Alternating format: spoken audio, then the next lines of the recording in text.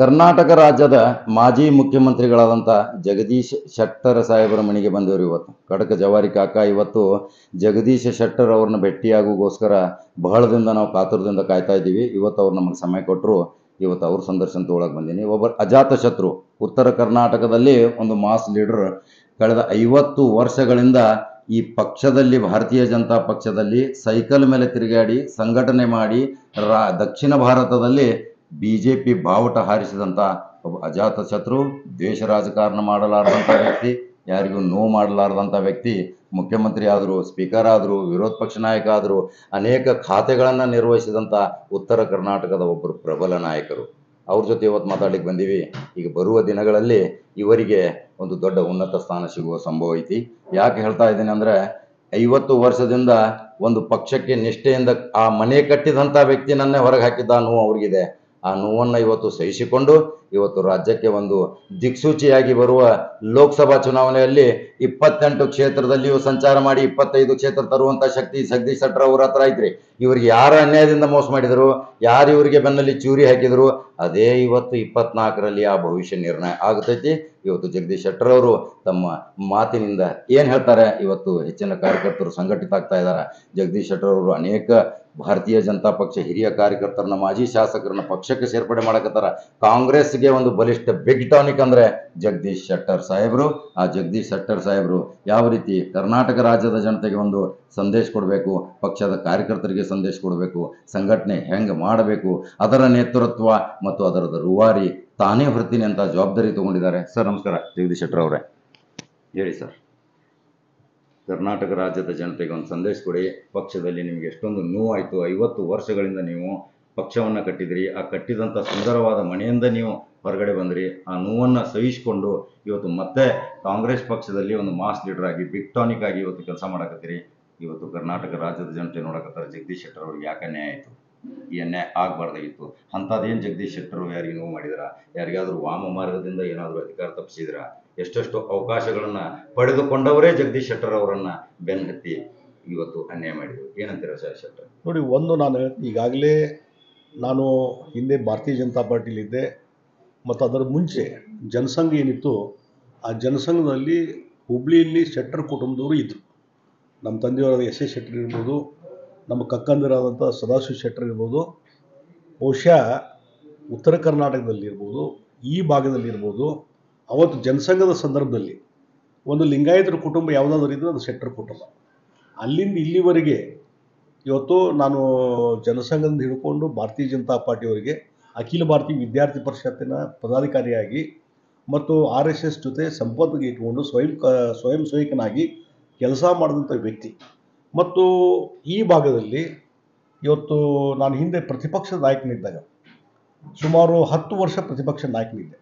ಆ ಸಂದರ್ಭದಲ್ಲಿ ಪ್ರತಿಯೊಂದು ಜಿಲ್ಲೆ, ಪ್ರತಿಯೊಂದು ತಾಲೂಕು ಮತ್ತು ZP ತಾಲೂಕ್ ಪಂಚಾಯತ್ ಇಲೆಕ್ಷನ್, ಗ್ರಾಮ ಪಂಚಾಯತ್ ಇಲೆಕ್ಷನ್ವರೆಗೂ ಕ್ಯಾಂಪೇನ್ ಮಾಡ್ಕೊಂಡು ಬಂದಿದ್ದೆ. ಅದರ ಮುಖಾಂತರ ಪಕ್ಷದ ಸಂಘಟನೆ ಮಾಡುವಂಥ ಕೆಲಸ ಆವತ್ತು ಸಂದರ್ಭದಲ್ಲಿ ಮಾಡಿದೆ. ಈ ರೀತಿ ಪಕ್ಷವನ್ನು ಕಟ್ಟಿ ಬೆಳೆಸಿದಂಥ ವ್ಯಕ್ತಿಯನ್ನು, ಮನೆಯಲ್ಲಿ ಇರತಕ್ಕಂಥ ಹಿರಿಯ ಮನುಷ್ಯನನ್ನು, ಮತ್ತು ಯಾರು ಮನೆಯಲ್ಲಿ ಕಟ್ಟುವಂಥ ಕೆಲಸ, ತಾವೇ ಯಾವುದೋ ಒಂದು ಪದಾಧಿಕಾರಿ ಇಟ್ಕೊಂಡು ಯಾವುದೋ ಶಾಸಕನಾಗಿ ತಮ್ಮ ಕ್ಷೇತ್ರಕ್ಕೆ ಸೀಮಿತ ಆಗಿದ್ದಂಥವ್ರು ಭಾಳ ಜನ ಇದ್ದಾರೆ.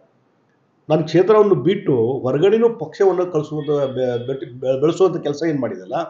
ಅದಾದ ಮೇಲೆ ಕೇವಲ ಒಂದು ಶಾಸಕ ಸ್ಥಾನದ ಟಿಕೆಟ್, ನಾನು ಒಂದು ಹೇಳ್ತೀನಿ, ನಾನು ಚುನಾವಣಾ ಕಮಿಟಿಯಲ್ಲಿದ್ದೆ, ಕೋರ್ ಕಮಿಟಿಯಲ್ಲಿದ್ದೆ, ಕೇಂದ್ರದ ಪಾರ್ಲಿಮೆಂಟ್ ಬೋರ್ಡ್ ಮೀಟಿಂಗೂ ಹೋಗಿದ್ದೇನೆ. 100 ಜನರಿಗೆ ಟಿಕೆಟ್ ಕೊಡುವಂಥ ವ್ಯವಸ್ಥೆಯಲ್ಲಿದ್ದಂಥ ವ್ಯಕ್ತಿ ಇವತ್ತು ತನ್ನ ಸಲುವಾಗಿ, ಒಂದು ಟಿಕೆಟ್ ಸಲುವಾಗಿ ಇವತ್ತು ಅವರಿಗೆ ಅಸಹ್ಯ ಮಾಡ್ತಲ್ಲ ಭಾರತೀಯ ಜನತಾ ಪಾರ್ಟಿ. ಅದಕ್ಕೆ ಕಾರಣ ಏನು? ನಾ 7ನೇ ಬಾರಿ ಸ್ಪರ್ಧೆ ಮಾಡ್ತೀನಿ, ಮತ್ತು ಒಂದು ಸಲ ಗೆಲ್ಲೋದು, ಒಂದು ಸಲ ಸೋಲೋದಲ್ಲ, ನಿರಂತರವಾಗಿ 6 ಸಲ ಗೆದ್ದಿದ್ದೇನೆ, ಮತ್ತು ಅದು 25,000 ಮತಗಳ ಅಂತರದಿಂದ ಗೆದ್ದಿದ್ದೇನೆ. ಇಂಥ ಒಬ್ಬ ವ್ಯಕ್ತಿಗೆ ಮತ್ತು ಸರ್ವೆ ರಿಪೋರ್ಟ್ ಹೇಳ್ತಾ ಇದ್ದು 7ನೇ ಬಾರಿ ಅತಿ ಹೆಚ್ಚು ಮತಗಳನ್ನು ಗೆಲ್ತಾರೆ ಅನ್ನುವಂಥದ್ದು ಸರ್ವೆ ರಿಪೋರ್ಟ್. ಅದು ಭಾರತೀಯ ಜನತಾ ಪಾರ್ಟಿ ಇರ್ಬೋದು, ಯಾವುದೇ ಒಂದು ಏಜೆನ್ಸಿ ಇರ್ಬೋದು, ಎಲ್ಲವನ್ನೂ ಹೇಳಿದಾಗ ವಿದೌಟ್ ಎನಿ ರೀಸನ್, ಯಾವುದೇ ಒಂದು ಕ್ರಿಮಿನಲ್ ಬ್ಯಾಕ್ಗ್ರೌಂಡ್ ಇಲ್ಲ ನನಗೆ, ಯಾವುದೋ ಒಂದು ರೌಡಿ ಶೀಟರ್ ಇಲ್ಲ, ಯಾರನ್ನೋ ಒಬ್ಬರು ಮರ್ಡರ್ ಮಾಡಿದ್ದೀನಿ, ಅಥವಾ CD ಇಲ್ಲ, ಅಥವಾ ಯಾವುದೋ ಸ್ಕ್ಯಾಮ್ನಲ್ಲಿದ್ದೀನಿ. ನಾ ಕಂದಾಯ ಮಂತ್ರಿ ಇದ್ದೆ, ಮುಖ್ಯಮಂತ್ರಿ ಇದ್ದೆ, RDPR ಮಿನಿಸ್ಟರ್ ಇದ್ದೆ, ಇಂಡಸ್ಟ್ರಿ ಮಿನಿಸ್ಟರ್ ಇದ್ದೆ. ಒಂದು ಸಣ್ಣ ಸ್ಕ್ಯಾಮು, ಒಂದು ಆಪಾದನೆ ಯಾವುದೂ ಇಲ್ಲ, ಒಂದು ಕಪ್ಪು ಚುಕ್ಕೆ ಇಲ್ಲ. ಈ ಅವ್ರು ಹೇಳೋ ಪ್ರಕಾರ 75 ವರ್ಷವೂ ಆಗಿಲ್ಲ. ಹೀಗಾಗಿ ಯಾವ ಕಾರಣದ ಸಲುವಾಗಿ ಟಿಕೆಟ್ ಡಿನೈ ಮಾಡಿದ್ರು ಅದನ್ನ ಇವತ್ತು ಭಾರತೀಯ ಜನತಾ ಪಾರ್ಟಿ ಡಿಸ್ಕ್ಲೋಸ್ ಮಾಡಲಿಲ್ಲ. ನಾವು ಒಂದೇ ಒಂದು ಹೇಳಿದೆ, ಆಯ್ತು ಬೇಡ, ಆಯ್ತು ನಾ ಹಿಂದೆ ಸರಿದು ಬಿಡ್ತೀನಿ, ನೀವು ಕಾರಣ ಹೇಳ್ಬಿಡ್ರಿ ಎದ್ರ ಸಲುವಾಗಿ ಟಿಕೆಟ್ ಡಿನೈ ಮಾಡಿದ್ರಿ. ಇವತ್ತು ನೋಡಿ ಅಲ್ಲಿ ಇದರಲ್ಲಿ ವಸುಂಧರಾ ರಾಜೆ ಮಾಜಿ ಮುಖ್ಯಮಂತ್ರಿ ಟಿಕೆಟ್ ಕೊಡೋದಿಲ್ಲ ಅಂದ್ರೆ ಈಗ ಟಿಕೆಟ್ ಕೊಟ್ಟರು. ಆಮೇಲೆ ನಮ್ಮ ಇದರಲ್ಲಿ ರಾಜಸ್ಥಾನದಲ್ಲಿ ಮತ್ತು ಮಧ್ಯಪ್ರದೇಶದಲ್ಲಿ ಶಿವರಾಜ್ ಸಿಂಗ್ ಚೌಹಾಣ್ ಅವರಿಗೆ ಎರಡು ಲಿಸ್ಟಲ್ಲಿ ಟಿಕೆಟ್ ಇರಲಿಲ್ಲ, ಈಗ ಅವ್ರಿಗೆ ಟಿಕೆಟ್ ಕೊಟ್ಟರು. ಮತ್ತು ರಮಣ್ ಸಿಂಗ್ ಛತ್ತೀಸ್ಗಢ ಮಾಜಿ ಮುಖ್ಯಮಂತ್ರಿ 75 ವರ್ಷ ಆಗಿದೆ, ಅವ್ರಿಗೆ ಟಿಕೆಟ್ ಕೊಟ್ಟರು. ಹಾಗಾದ್ರೆ ಇಲ್ಲಿ ಟಿಕೆಟ್ ಕೊಡದೇ ಇರೋದಕ್ಕೆ ಏನು ಅನ್ನುವಂಥದ್ದು ಗೊತ್ತಾಗಿಲ್ಲ. ಆದ್ರೆ ನಾನು ಎಕ್ಸ್ಪೆಕ್ಟ್ ಮಾಡಿದ್ದು ಕೆಲವೊಂದು ಸ್ವಹಿತಾಸಕ್ತಿ ಇದ್ದಂಥ ವ್ಯಕ್ತಿಗಳು ಇಂಥವ್ನು ಜಗದೀಶ್ ಶೆಟ್ಟರ್ನ ಮುಗಿಸಿ ರಾಜಕೀಯವಾಗಿ ಮುಗಿಸಿ ತಮಗೆ ಬೇಕಾದಂಥ ವ್ಯಕ್ತಿಗಳನ್ನು ಬೆಳೆಸುವ ಸಲುವಾಗಿ ರಾಜ್ಯದ ರಾಜಕಾರಣದಲ್ಲಿ ಏನೊಂದು ಕೆಲವರು ಅಡತಡೆ ಮಾಡಿದ್ರು, ರಾಜಕಾರಣ ಮಾಡಿದರು. ಆ ಹಿನ್ನೆಲೆಯಲ್ಲಿ ಇದರ ವರಿಷ್ಠರು ಅರ್ಥ ಮಾಡ್ಕೋಬೇಕಾಗಿತ್ತು, ಮಾಡಿಕೊಳ್ಳಿಲ್ಲ.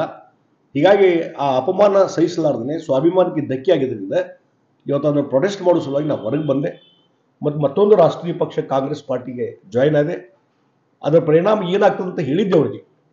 ನಡ್ಡಾ ಅವ್ರ ಕಡೆ ಹೋದಾಗ, ರಾಷ್ಟ್ರೀಯ ಅಧ್ಯಕ್ಷರು ಕರೆದಾಗ ನಾನು ಹೋದಾಗ ಹೇಳಿದೆ, ಒಂದು ಕ್ಷೇತ್ರ ನೀವು ಡಿಸ್ಟರ್ಬ್ ಮಾಡೋದ್ರಿಂದ ಒಂದು 25 ಸೀಟು ಮೈನಸ್ ಆಗ್ತದೆ ಅಂತ ಹೇಳಿದೆ ನಾನು BJPಗೆ. ಅದನ್ನು ಅವರು ಅಂಡರ್ ಎಸ್ಟಿಮೇಟ್ ಮಾಡಿದರು, ಏನೂ ಅರ್ಥನ ಮಾಡ್ಕೊಳ್ಳಿಲ್ಲ. ಈ ಹಿನ್ನೆಲೆಯಲ್ಲಿ ಅದೊಂದು ಪ್ರತಿಭಟನೆ ಮಾಡೋ ಸಲುವಾಗಿ ಚಾಲೆಂಜ್ ತೊಗೊಂಡು ನಾವು ಹೊರಗಡೆ ಬಂದೆ. ಯಾಕಂದ್ರೆ ನಾನು ಹಾಗೇ ಇದ್ದು ಬಿಟ್ಟಿದ್ರೆ, ಎಸ್ ನೀವು ಮಾಡಿದ್ದೆ ಕರೆಕ್ಟು, ನಾ ಪಾರ್ಟಿ ಡಿಸಿಪ್ಲಿನ್ ವರ್ಕರ್, ಒಬಿಡಿಯಂಟ್ ಬಾಯ್ ಆಗಿ ನಾ ಕೆಲಸ ಮಾಡ್ತೀನಿ ಅಂತೇಳಿ ನಾನು ಅಕಸ್ಮಾತ್ ಅಲ್ಲೇ ಉಳ್ಕೊಂಡಿದ್ರೆ ಒಂದು ಏನು ಮಾಡ್ತಿದ್ರು, ಗುಲಾಮನಾಗಿ ಇರಪ್ಪ ಅಂತಿದ್ರು.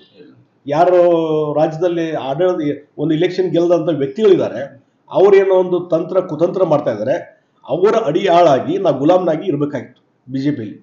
ಅದು ಬೇಡ ಅಂಥೇಳಿ ಸ್ವತಂತ್ರವಾಗಿ ಇವತ್ತು ರಾಜಕೀಯವಾಗಿ ಪಕ್ಷವನ್ನು ಕಟ್ಟುವಂಥ ಕೆಲಸ ಮಾಡೀನಿ, ರಾಜಕಾರಣ ಮಾಡ್ಕೊಂಡು ಬಂದೀನಿ.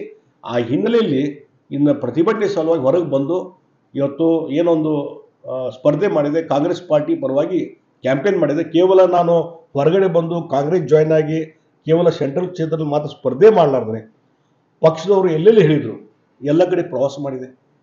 ಬಹುತೇಕ ಕಡೆ ದೊಡ್ಡ ಪ್ರಮಾಣದಲ್ಲಿ ಉತ್ತರ ಕರ್ನಾಟಕದಲ್ಲಿ ಇವತ್ತು ಕಾಂಗ್ರೆಸ್ ಪಾರ್ಟಿಗೆ ಪ್ಲಸ್ ಆಗಿದೆ.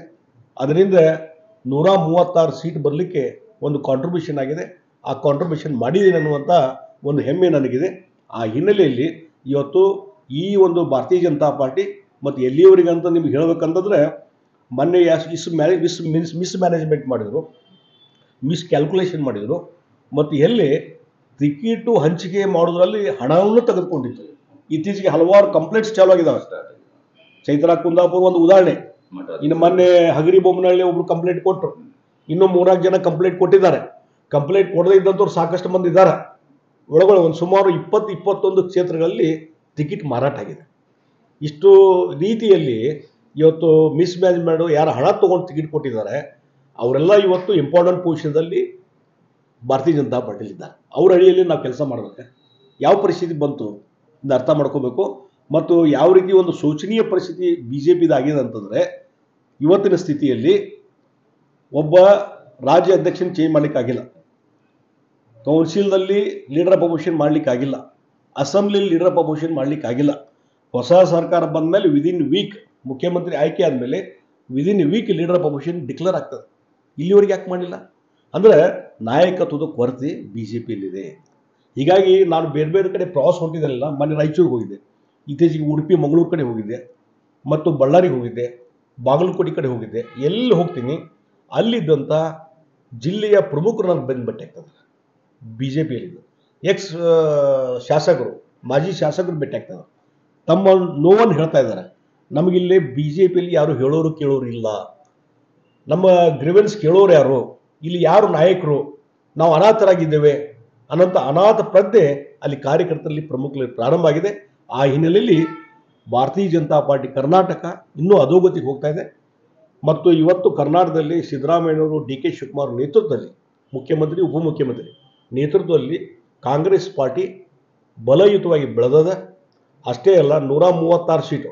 ಹಿಂದೆ BJP ಅಧಿಕಾರಕ್ಕೆ ಬಂದಾಗ ಆಪರೇಷನ್ ಕಮಲ 104, 110 ಸ್ಥಾನಕ್ಕೆ ಮಾತ್ರ ಸೀಮಿತ. ಒಂದು ಸಲನೂ ಕ್ಲಿಯರ್ ಮೆಜಾರಿಟಿ ಬಂದಿಲ್ಲ. 104, 110 ಬಂದಾಗ ಆಪರೇಷನ್ ಕಮಲ್ ಮಾಡಿನೇ ಅವರು ಅಧಿಕಾರಕ್ಕೆ ಬಂದರು. ಆದರೆ ಇವತ್ತು 136 ಸ್ಥಾನ ಕಾಂಗ್ರೆಸ್ ಪಡ್ಕೊಂಡಿದೆ, ಬಲಯುತವಾಗಿ ಬೆಳೆದದ, ಬಲಾಢ್ಯವಾಗಿ ಬೆಳೆದದ ಮತ್ತು 5 ಗ್ಯಾರಂಟಿಗಳನ್ನು ಅನುಷ್ಠಾನ ಮಾಡುವ ಮುಖಾಂತರ ಜನಪರವಾದಂಥ ಬಡವರ ಪರವಾಗಿ ನಾವು ಇದ್ದೇವೆ ಅನ್ನುವಂಥದ್ದನ್ನು ತೋರಿಸ್ಕೊಟ್ಟಿದ್ದಾರೆ.